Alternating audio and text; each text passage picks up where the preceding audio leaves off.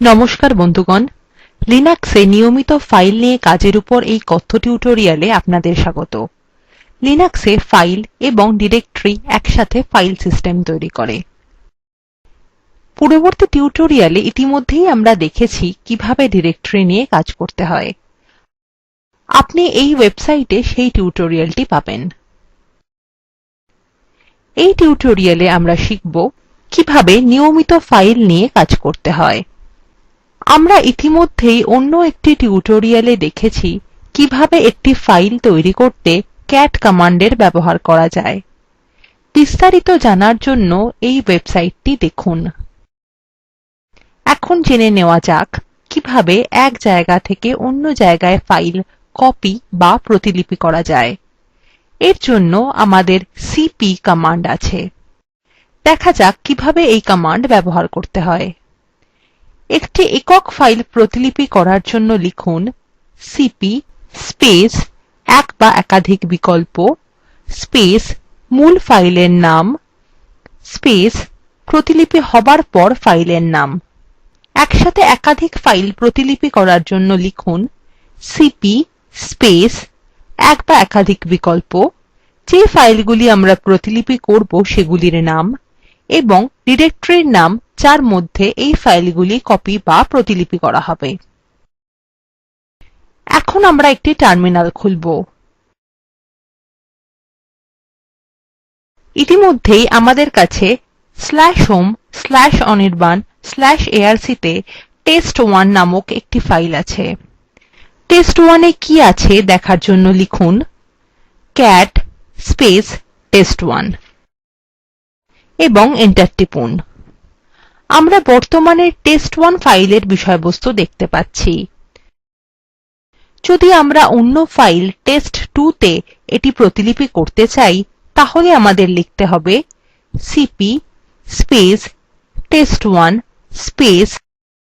test2 enter টিপুন। এখন ফাইলটি প্রতিলিপি হয়ে গেছে। যদি test2 না থাকে তাহলে সেটি প্রথমে তৈরি হবে এবং তারপর test1 এর বিষয়বস্তু সেটিতে প্রতিলিপি করা হবে। যদি test2 ফাইল আগে থেকেই থাকে তাহলে আগের লেখা নিঃশব্দে মুছে গিয়ে নতুনভাবে লেখা হয়ে যাবে। এই কপি করা ফাইল দেখতে হলে লিখুন cat test2 এবং enter টিপুন। আপনি একটি ডিরেক্টরি থেকে অন্য ডিরেক্টরিতে ফাইল প্রতিলিপি করতে পারেন। উদাহরণস্বরূপ লিখুন cp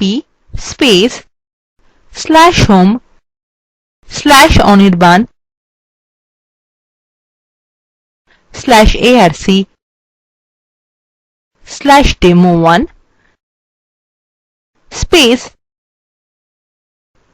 /home/anirban/demo2 enter টিপুন। এটি উৎস ডিরেক্টরি অর্থাৎ /home/anirban/arc থেকে ফাইল demo1 কে গন্তব্য ডিরেক্টরি অর্থাৎ /home/anirban এ প্রতিলিপি করবে। এটি ফাইলটিকে demo2 নামে কপি করবে। demo2 আছে কিনা তা দেখার জন্য লিখুন ls /home/anirban এবং enter টিপুন।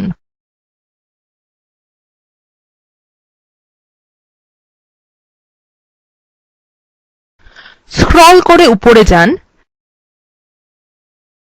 demo2 দেখা যাচ্ছে। পরের আলোচনার আগে স্ক্রিন পরিষ্কার করে নেওয়া যাক। আপনি যদি গন্তব্য ডিরেক্টরির মধ্যে ফাইলটির একই নাম রাখতে চান তাহলে আপনি ফাইলের নাম নাও উল্লেখ করতে পারেন। উদাহরণস্বরূপ লিখুন cp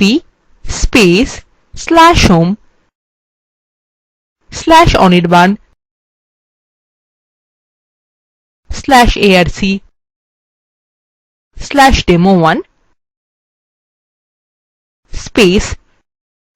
/home/anirban/ enter টিপুন এটি /home/anirban/arc ডিরেক্টরি থেকে ফাইল demo1 কে /home/anirban ডিরেক্টরিতে কপি করবে। কপি করা ফাইলের নাম demo1 হবে। আগের মতই demo1 আছে কিনা তা দেখার জন্য লিখুন ls /home/anirban এবং enter টিপুন। এখানে আবার আমরা উপরে scroll করব।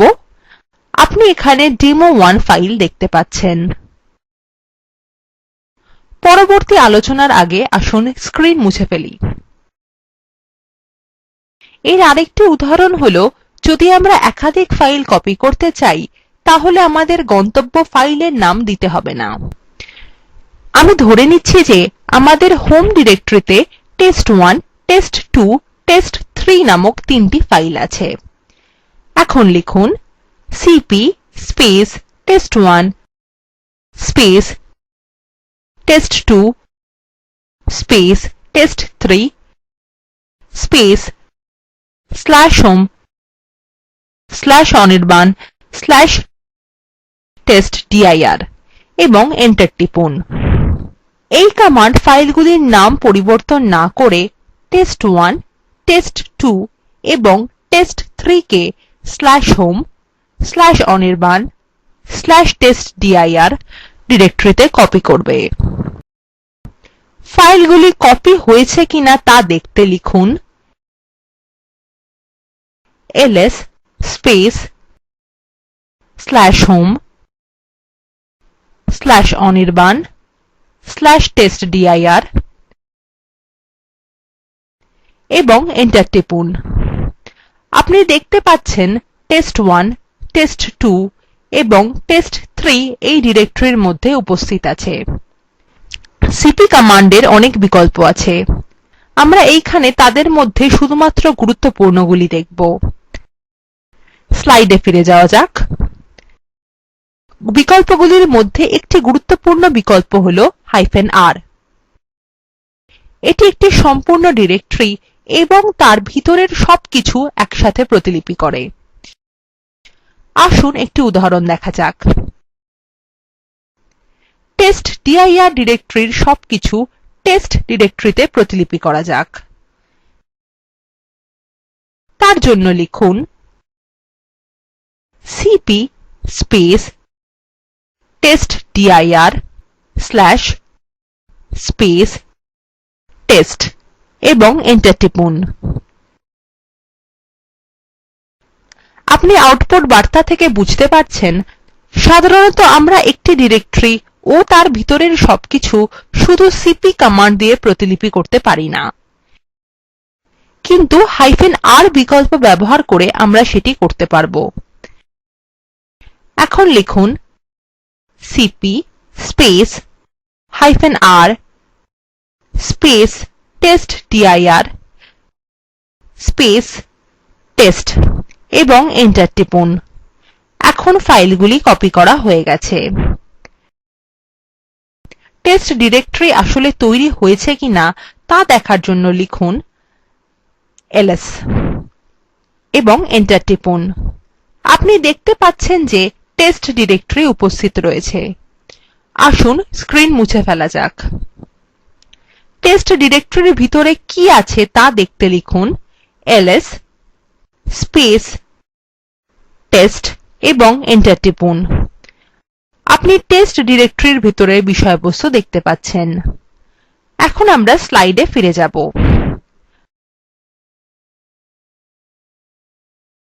এখন কি হবে যদি অসাবধানতাবশত আমরা একটি গুরুত্বপূর্ণ ফাইলকে ওভাররাইট করি? এরকম কিছু সমস্যা এড়ানোর জন্য আমাদের -b বিকল্প আছে। এটি প্রতিটি গন্তব্য ফাইলের একটি ব্যাকআপ বা একটি কপি করে রাখে। আমরা -i অপশন ব্যবহার করতে পারি। এটি সবসময় কোনো গন্তব্য ফাইলকে ওভাররাইট করার আগে আমাদের সতর্ক করে। এখন আসুন দেখি mv কমান্ড কিভাবে কাজ করে। এটি কোনো ফাইল সরানোর জন্য ব্যবহার করা হয়। দেখা যাক এটি কিভাবে দরকারী। এর দুটি প্রধান ব্যবহার রয়েছে। এটি কোনো ফাইল অথবা ডিরেক্টরির নাম পরিবর্তন করতে ব্যবহার করা হয়। এছাড়াও এটি অনেকগুলি ফাইল একসাথে একটি ভিন্ন ডিরেক্টরিতে সরিয়ে নিয়ে যায়। এমভি প্রায় সিপির অনুরূপ। আমরা ইতিমধ্যেই সিপি নিয়ে আলোচনা করেছি, সুতরাং আসুন এখন এমভি কমান্ডের ব্যবহার দেখে নেওয়া যাক। টার্মিনাল খুলুন এবং লিখুন এমভি test1 test2 এন্টার টিপুন। এটি হোম ডিরেক্টরিতে থাকা test1 ফাইলের নাম পরিবর্তন করে test2 করবে।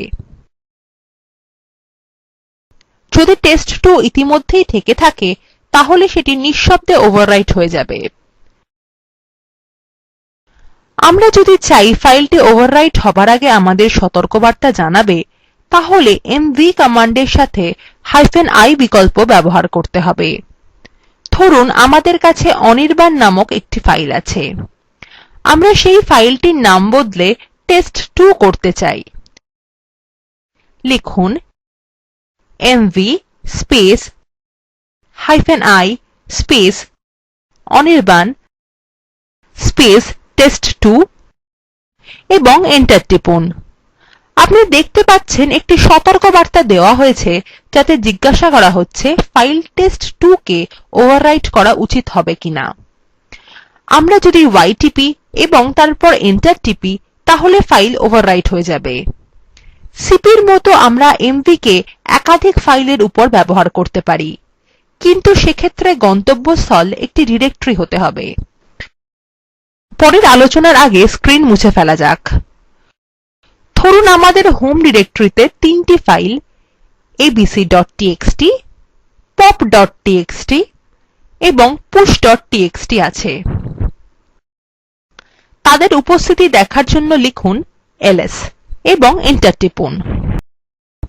এখানে pop.txt push.txt abc.txt ফাইল তিনটি দেখা যাচ্ছে। আসুন স্ক্রিন মুছে ফেলা যাক।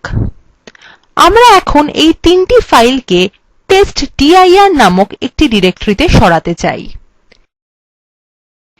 এর জন্য আমরা লিখব mv abc.txt pop.txt push.txt এবং তারপর গন্তব্য ফোল্ডারটির নাম অর্থাৎ testdir। এন্টার টিপুন। এগুলির উপস্থিতি দেখার জন্য লিখুন ls testdir এবং এন্টার টিপুন। আপনি abc.txt pop.txt এবং push.txt ফাইলগুলি দেখতে পাচ্ছেন। এখন আসুন mv কমান্ডের সাথে ব্যবহৃত কিছু বিকল্প দেখে নেওয়া যাক। প্রথমে স্লাইডে ফিরে যাই। mv কমান্ডের -b অথবা -backup বিকল্পটি আছে। এটি গন্তব্যস্থানের প্রতিটি ফাইলকে ওভাররাইট করার আগে সেটির ব্যাকআপ বা প্রতিলিপি রেখে দেয়। ইতিমধ্যেই আমরা দেখেছি -i বিকল্পটি কোনো গন্তব্য ফাইলকে ওভাররাইট করার আগে আমাদের সতর্ক করে। আমরা পরবর্তী কমান্ড হিসাবে rm কমান্ড নিয়ে আলোচনা করব। এই কমান্ডের সাহায্যে ফাইল মুছে ফেলা যায়। টার্মিনালে ফিরে যান। লিখুন ls testdir। আমরা faq.txt নামক একটি ফাইল দেখতে পাচ্ছি।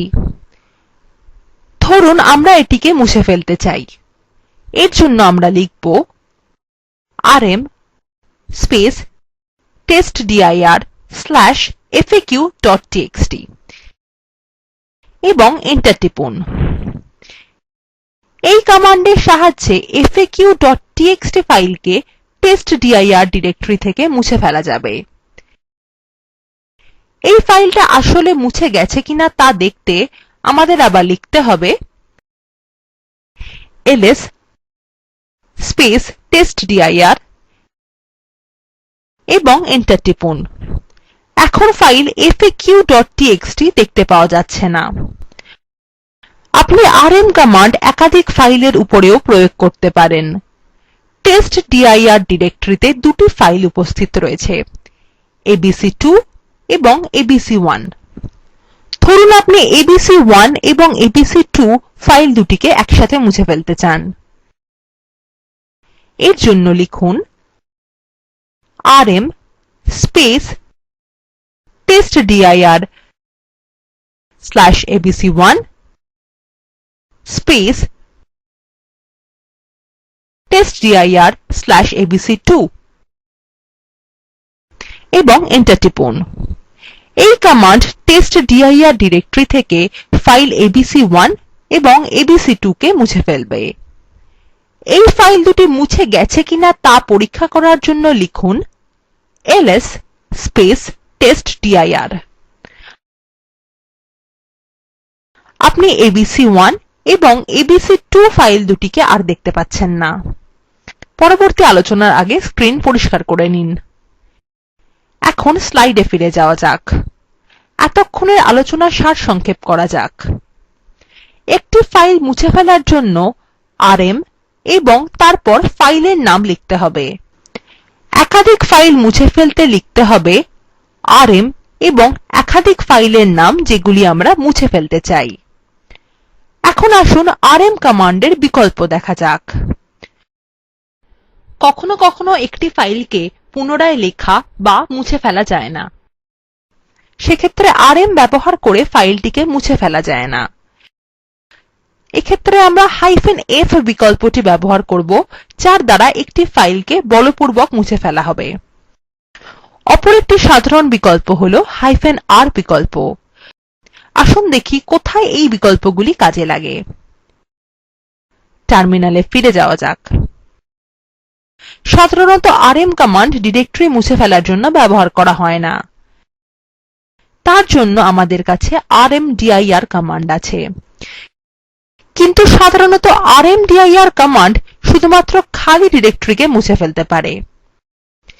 কিন্তু একটি ডিরেক্টরি যার ভেতরে অনেক ফাইল এবং সাব ডিরেক্টরি আছে সেটিকে মুছে ফেলতে কি করতে হবে? আমরা এটি করার জন্য rm কমান্ড ব্যবহার করব।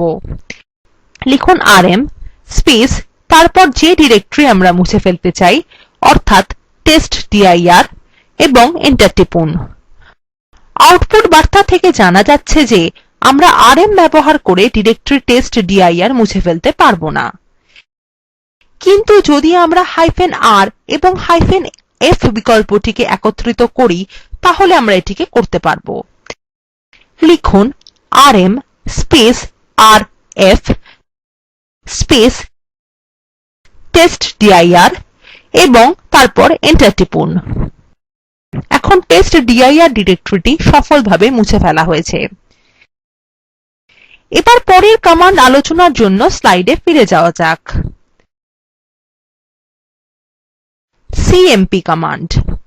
কখনো কখনো আমাদের দুটি ফাইল একই কিনা পরীক্ষার প্রয়োজন হয়। যদি তারা একই হয় তাহলে আমরা তাদের থেকে একটিকে মুছে ফেলতে পারি। একটি ফাইল সর্বশেষ সংস্করণ থেকে পরিবর্তিত হয়েছে কিনা আমরা সেটিও দেখতে চাইতে পারি। এটি এবং অন্যান্য অনেক কাজের জন্য আমরা cmp কমান্ড ব্যবহার করতে পারি। এটি দুটি ফাইলের প্রত্যেক বাইট তুলনা করে। আমরা ফাইল1 এবং ফাইল2 কে তুলনা করার জন্য লিখব cmp file1 file2। যদি দুটি ফাইলে একই বিষয়বস্তু থাকে তাহলে কোনো বার্তা প্রদর্শিত হবে না, শুধুমাত্র প্রম্পট দেখা যাবে। যদি তাদের বিষয়বস্তুর মধ্যে পার্থক্য থাকে তাহলে যেখানে প্রথম পার্থক্য রয়েছে সেই অবস্থান প্রদর্শিত হবে। দেখা যাক cmp কমান্ড কিভাবে কাজ করে। আমাদের হোম ডিরেক্টরিতে দুটি ফাইল sample1 এবং sample2 আছে। দেখা যাক সেগুলিতে কি আছে।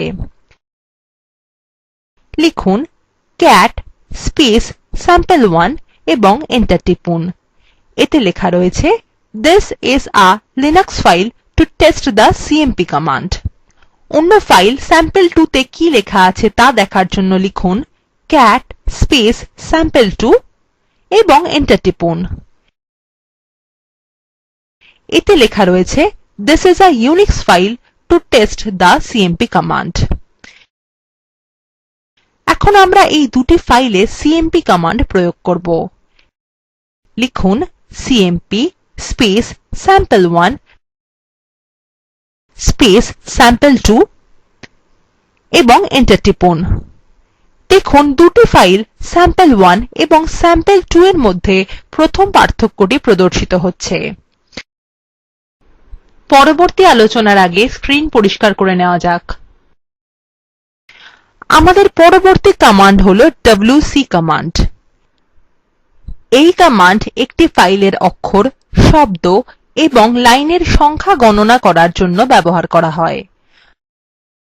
আমাদের হোম ডিরেক্টরিতে sample3 নামক একটি ফাইল আছে। সেটির বিষয়বস্তু জানার জন্য লিখুন cat sample3 এবং enter টিপুন। এটি sample3 ফাইলের বিষয়বস্তু দেখাচ্ছে। এখন আসুন এই ফাইলের উপর wc কমান্ড ব্যবহার করা যাক। তার জন্য লিখুন wc sample3 এবং enter টিপুন। কমান্ডটি দেখাচ্ছে যে ফাইলে ৬টি লাইন, ৬৭টি শব্দ এবং ৩৮৫টি অক্ষর রয়েছে। এগুলি ছিল এমন কিছু কমান্ড যা আমাদের ফাইল নিয়ে কাজ করতে সাহায্য করে। এই প্রকার আরো অনেক কমান্ড আছে। উপরন্তু যেগুলি আমরা দেখেছি সেই প্রতিটি কমান্ডেরও আরো অনেক অন্যান্য বিকল্প রয়েছে।